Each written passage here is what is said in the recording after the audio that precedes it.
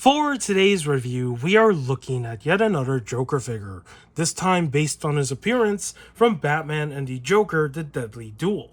I have never read this story before, but if you have, and you want to provide context to what happens in this story, feel free to do so in the comments below. It would be much appreciated. Now, let's dive into today's review, and let's start off by taking a look at the packaging that this figure comes in. And for clarification, this figure was released as a Mcfarlane Toy Store exclusive a while ago. I don't know if it's still available on their website because I remember this figure never sold out. And I picked up this figure last year during International Smile Day or National Smile Day. I don't remember what the day was called, but they had this sort of coupon where you can buy any Joker related figures with a discount. And that's when I decided to pick this figure up. And with that said, let's talk about this box. So it is this sort of standard looking box that a lot of these special figures come in, where there's no window. It's just a box here with a slipcover where you have the name of the character and of course the source material that they're from. So it says the Joker, The Deadly Duel, and you have the Mcfarlane Toy Store logo down here. And it also says Authenticated Limited Edition. And of course, this is a gold label. And on this side of the box, you have this QR code, probably for that DC comic app, whatever it's called now. And on this side, it says the Joker, The Deadly Duel. And on the back of the box, you have an artwork of Joker in the source material. Quite terrifying that he's wearing this creepy looking mask. And that is the outside of the box. As for the inside, when you pull the slipcover open, you have this first layer where you'll see the figure, his accessories that are included, and of course the collector card. And for the other two accessories, they are stored underneath this layer. Pretty straightforward box, simple packaging, and that is the box. Now, let's talk about the contents that are inside this box that are included. So let's start with the collector card. Compared to most of the DC Multiverse cards that I have, this is not a data profile card. All you see here is, of course, the same comic book artwork that we saw on the back of the box. And on the back of it, it says Certificate of Authenticity, signed by Todd McFarlane. And compared to all the other special figures that I have picked up over the years, those ones had like a number to them, right? It says number this out of how many that are made. This one doesn't have that total number, which is interesting. So there's that. And that is the card. And then in terms of other things he comes with, he includes a alternate head sculpt. And as you can see, it's very terrifying looking because he's smiling in a very sinister way. And I like the fact that they use the gray pale skin tone because it makes him look even more terrifying than the usual white paint that we know Joker has on his face all the time. So yeah, I do like this alternate head sculpt that he comes with. Pretty freaking terrifying. And he also comes with this creepy looking bird. I think it's a bird. I'm not too sure what this thing is. But you can see how the mouth is wide open with those teeth. It looks like a bat, I guess, too. A bat-bird combination. I don't know what the heck this is supposed to be, but mutated creature of some kind. And he also comes with a base. So this is the base, as you can see right here. It is a hollow piece of plastic. There's no weight to it. And for this surface area here, it is a sticker that is already like pre-placed. But it seems like they didn't really do a good job here because you can see the bubbles and everything that are there. And all it says is just ha ha ha and everything. So there's that. And the reason why this base is included is because, well, it's for you to put the figure on it, but also you can have this image placed on the back right there. And this is made out of some sort of thicker paper material. I don't know if it's cardboard, but it's definitely thicker, so it will not flop over or anything if you put it on that stand. So on this side, you have the same image, of course, of Joker. On the other side, you have the Gates of Arkham Asylum. So that's pretty cool. It's like a display piece. And that is all that is in this box. And now, let's talk about the figure and its aesthetics. And as you can see, it is the same old Joker body buck we have seen before many times, reused for just Joker. which works. Again, like I said in the last video, I'm glad that they have kept it to only Joker. You know, this is the one time where reusing a body buck isn't a bad thing, especially if it's made for that particular character. Now, the only thing that is a downside here is that I think that this body buck should have been retooled a little bit, because as you can see with the source material, he does have a neck when he's wearing a mask, right? His neck is quite visible right there. I think the problem with this body buck is that when he has this mask head sculpt on, he looks very stumpy, like his neck is not even visible at all. So that's kind of a bummer here, you know? They could have done some changes. And this is where my curiosity is piqued right now, because since we looked at this other Joker figure before this, the Infinite Frontier version, I wonder if this mask head sculpt can work with this Joker figure. Because if it can, it might look pretty cool. I don't know. I haven't tested it yet, but maybe I will. So, but let's talk about this head sculpt. It is interesting. He has zippers that are like covering his eyes, and his mouth also has a zipper that he's, you know, zipped so you can't see his mouth. I don't know why he's wearing this kind of mask. It just kind of comes off very terrifying, but hey, there's a style to it, so that's cool. And in terms of all the other details on it, it's pretty simple.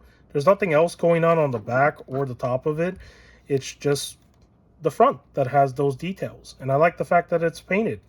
And it does look like teeth, right? When he has a zipper like zipped up like that. So that kind of has a style.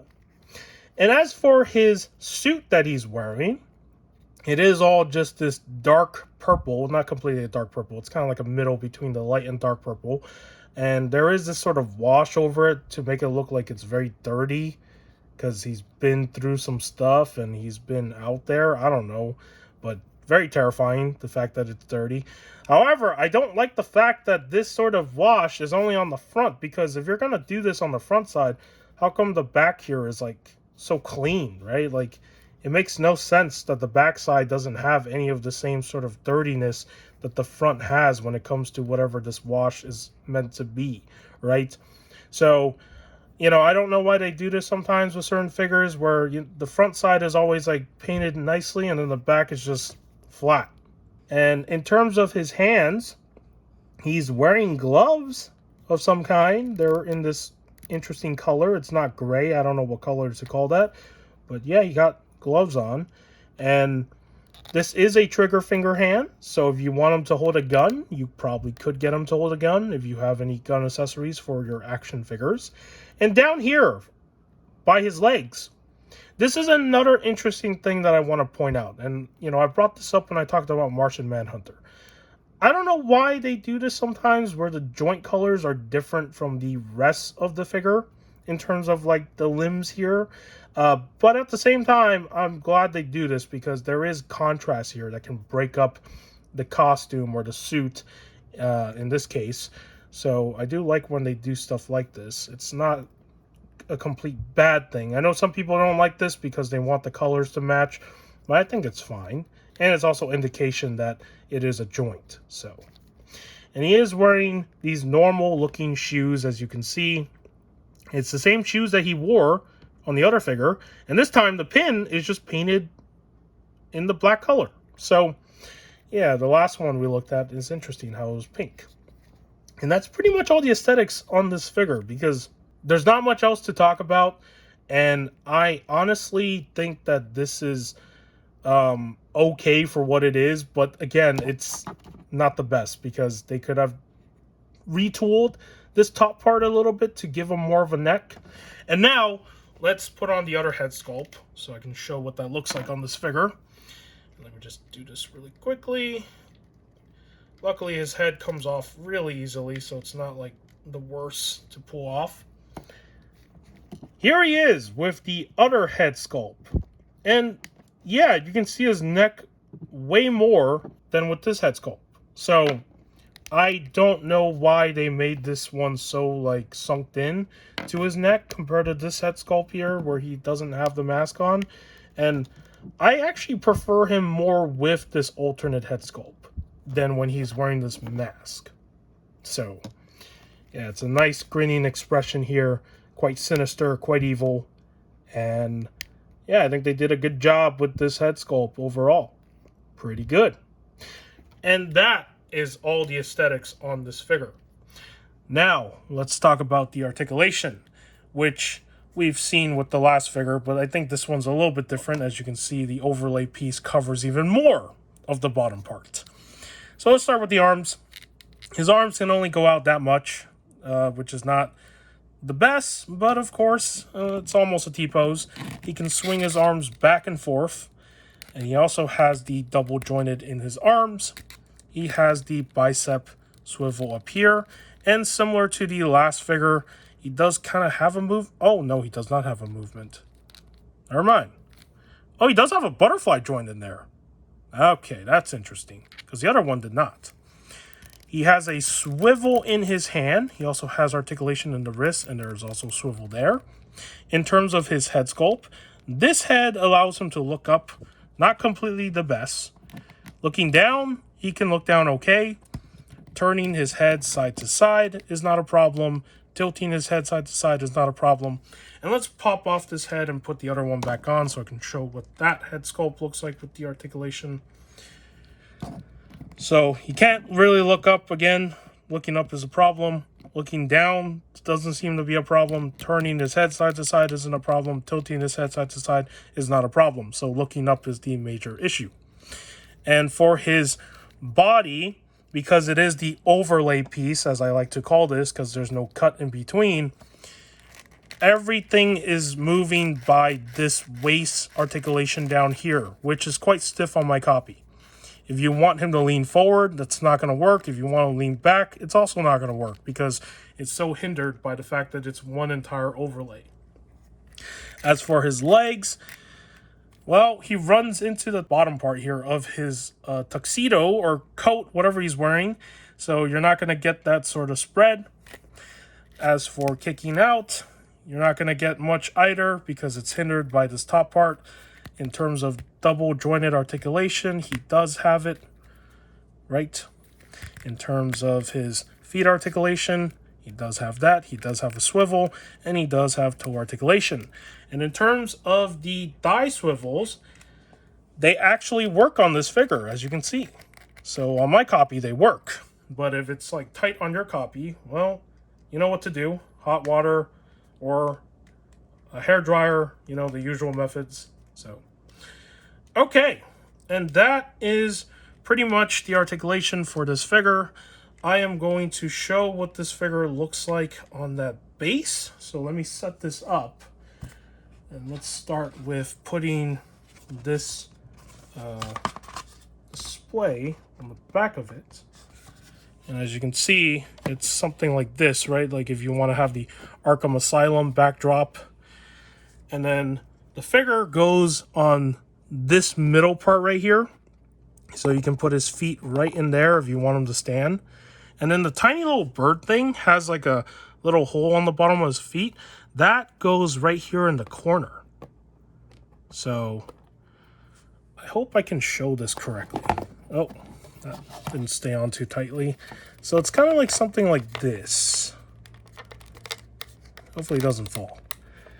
Yeah, something like this. I'm trying to show it to the best I can, but you get the point, right? Like if you want to display this figure with this display drop, you can do that if you want to, but it's just an option. So there's that. And now let's do some comparisons with some other figures. Let me just move everything out of the way, because we got a lot of stuff here. Let's put this Joker right on the side here. Let's bring in, of course, the last Joker figure that we looked at, which was the Infinite Frontier version. And as you can see, they're quite different in terms of their head sculpts. One is more sinister, the other one is more, no, just normal. So, and of course, the colors are different, but there you have that. Here he is next to the Mafia Joker. And they look like they can fit. Like, they look like they came out of similar source material, kind of. I can picture this Joker existing in the Three Jokers universe. Let's just put it that way. Because in that story, there are three different Jokers, right? So, Yeah. So there's the Mafia Joker. And here he is next to the Arkham City infected Joker. Well, he's not infected. He just has an illness of some kind, right? So there's that. And last but not least, my favorite Joker figure, which is the Dark Knight's Return version. And hopefully you can stand, please. There we go. And would you look at that? They go good together. And that is all the comparisons. And one last note I want to end off with, though. I'm still surprised that we have not gotten a comic book version of Harley Quinn in any form in this line. We've only gotten like 2 live actions and the animated series version. So hopefully there's still time for a Harley Quinn figure, I hope, that compare with one of these Jokers. At least, please. All right. With that said, if you found today's review of this Joker from the Deadly Duel informative, do give this video a like. If you want to subscribe to the channel for more action figure content and whatever else I do on here, you can. You don't have to. In the end of the day, I make these videos for fun. And with that said, take care. And I will see you in the next video.